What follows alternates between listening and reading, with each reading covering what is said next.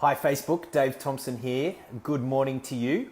Hope you're doing really well. I'm just here in my house, in my new place. Got this great clock last week. Just loving the clock. Very Hawaiian, don't you think? But yeah, I just wanted to jump on and talk about something that's come up this morning because we're 7 days after book retreat now. And our book writers who were on the island, hey to everyone jumping on, our book writers who are on the island with us, their books are now back from, hey Jeanette, their books are back from the editor, which is super exciting, and their photos are back too from the Rockstar Branding Day, which is super exciting. And as I sent off the manuscripts to our book writers, I just had some thoughts about, you're not everyone's cup of tea. And I think one thing that really short circuits book writing processes for people, so for someone who is wanting to write, publish, or launch a book, is at some point, it can be a thing that you try and satisfy all desires out there. And writing a book is much like business. If you try and solve every single problem, you're going to end up solving none, or you're going to end up being a generalist, and really the power is going to be taken out of the book and indeed of the business. So what I want to say is you're put here for a unique reason. Your life experiences, your particular skills, your knowledge, your talent, your abilities, they are here to be of service to a particular group of people, not to everyone.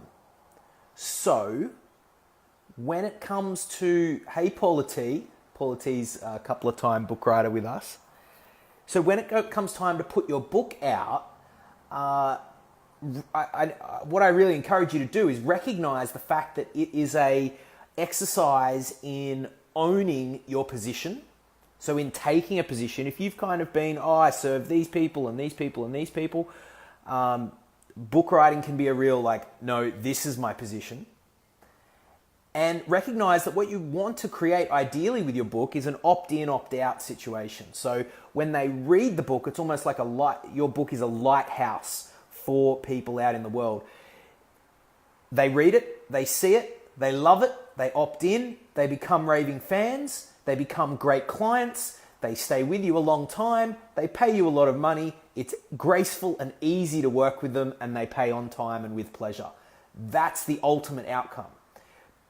The flip side of that is that if they don't dig your stuff for whatever reason, there's probably people that jump on this live stream and they go, that Dave Thompson, he talks fast and loud, I don't get him, or he's got a weird beard, or check out his clock, who does a Facebook Live in front of a clock? Whatever reason, people can have. Gabriella said she's just said exactly the same thing in a Facebook Live to one of her groups. Absolutely, Gabriella. You know what I'm talking about. You're not everyone's cup of tea, and for whatever reason, the person opts out. Let me tell you a funny story. One of our great book writers, I won't say her name because I'm not sure if I can tell this story, but one of our great book writers, one of our first book writers, she wrote a magnificent book, did a huge launch, #1 Amazon in just every category, had 100 people at a launch, 500 copies in the first week sort of thing.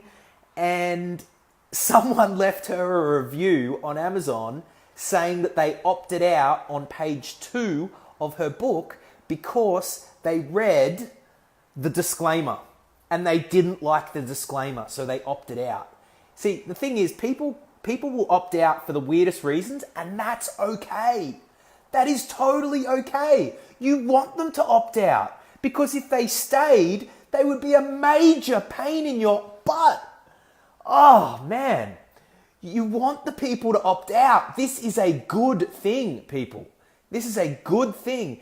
And when you package up your book in the right way, your book can be a real tool for bringing people that you want, bringing raving fan clients into your business, and keeping I was going to say some word, but let's just say keep the people that you don't want to work with, keep them out.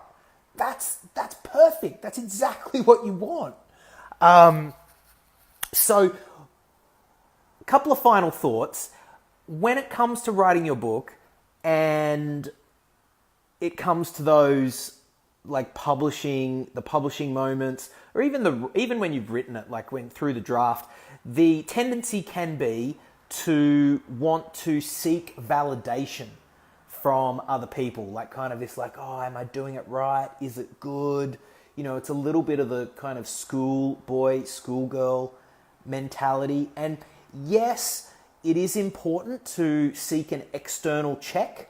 You know, if you've done NLP, you'll know the difference between an internal check, like feeling it inside, is this right for me? And also feeling it out, feeling it outside, getting outside feedback.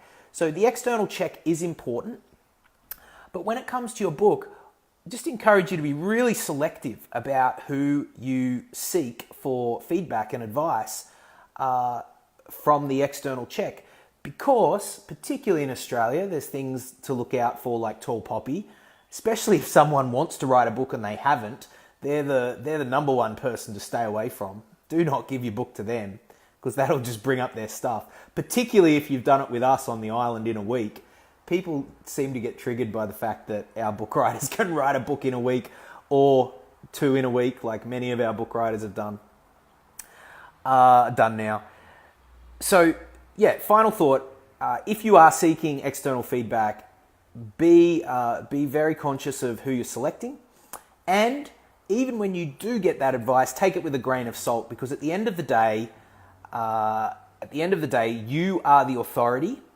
You are the person that has the creative. You're the creative. You're the person. You're the authority, and you're the creative. You get final say, and it's your piece of creation, right? By all means, yes, take advice from people in business and marketing about their kind of spins on it. But at the end of the day, it's your piece. And that's a wrap, guys. That's all I've got. I just wanted to say it's okay. If you're not everyone's cup of tea, that is fine. Because there are a big group of people out there who are really going to dig your flavor. Be your best self for them. Bring them in as raving fans. Bring them on as great clients. Have an awesome time with them. Serve them with all your heart and soul, and make magic that way. Guys, that's all I've got for the moment. Dave Thompson and my awesome clock signing out.